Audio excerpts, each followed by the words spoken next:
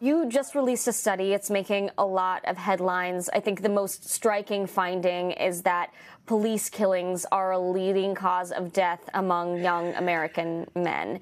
So walk me through this research. Just how high is the risk? There's a couple ways to think about risk. We could think about risk as something that occurs every year or something that occurs over the lifetime. So for men at the height of risk, so between the ages of 25 to 29, where we do find that police violence is the sixth leading cause of death, that's an annual risk. So that's how likely, a young man between the ages of 25 and 29 is to be killed by police each year.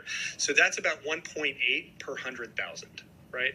But over the lifetime, so if we basically took 100,000 people and followed them from birth until their death and ask how many of them would be killed by police, when we look at men, it's about 1 in 2,000. How does race play into this? It says it's the sixth leading cause of death for young American men, but when you look at the racial breakdown, there's quite a disparity there as well. Correct, yeah. So we find that black men are 2.5 times more likely to be killed by police over the life course. 2.5 times. 2.5 times. At the height of white male risk, about age 25, that risk is identical to risk for black men at about age 45 to 50, right? So white men at the peak of their risk are at similar levels of risk as black men as they go into their, golden years. You're saying the risk is longer for black men? Yeah, it persists. Spans more of their lives. Mm-hmm. Yeah, that's right. So black men are 2.5 times more likely to be killed by police than white men. Latino men are 1.5 times more likely than white men. American Indian men are also about 1.5 times more likely than white men.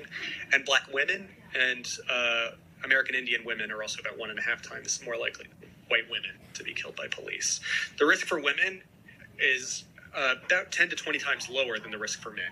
But even though it's, quite a bit lower, we still see the same patterns of racial inequality and risk for women that we see for men. Can you contextualize this for me? How does this compare to other leading causes of death in America? Yeah, so it's similar, for example, to at that age for young men, it's similar to the rates of death. It flanks cancer and diabetes, right? For young black men, it's flanks HIV and heart disease, which are not, incredibly common killers of young men, but we're talking about government employees killing people. What was the data and the information that you were using for your research? An important thing to note about this study, and I think the reason we didn't have these numbers before, is that there's no high-quality official data on police violence or police use of force. Which is pretty surprising, actually. Yeah, it is.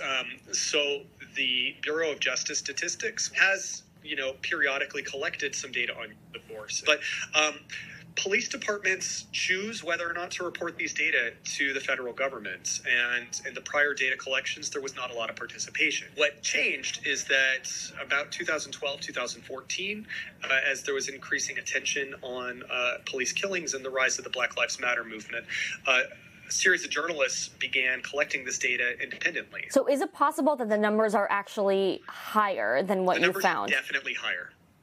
Definitely higher. Definitely higher. By how much? But they're definitely higher. For a case to appear in the data that we use, it has to be reported in the news as a police killing in a way that's searchable on the internet. There's almost certainly cases that go unreported, and there's almost certainly cases that are reported that are not hitting the search algorithms that the team is using to index cases. How do the numbers of police killings in the U.S. compare to other countries? It's off the chart. It's off the chart. Really? We are unlike any other industrialized democracy. When you look at the United Kingdom, you're talking about maybe one police killing a year. When you look at Canada, you're looking at incredibly low numbers of police killings. When you look at Australia, you're looking at incredibly low numbers of police killings. We are, about 1,200 police killings a year, when most of those countries maybe have one. So not really a comparison at all. No comparison. The United States is unlike any other democracy in the world. Were you surprised by what you found? 1 in 1,000 is really high. I did not expect that lifetime risk would be as high as what we found it to be. I also, was surprised that police violence creeped as high into the leading causes as it did.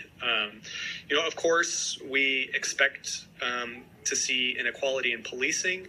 I think both activists and advocates and politicians have really emphasized how unequal policing is in American society for a long time. But I didn't think it was going to be quite as common as we found it to be. Police are killing about 3 to 5 people a day in the United States, and that's pretty, more common than I think most of us appreciate.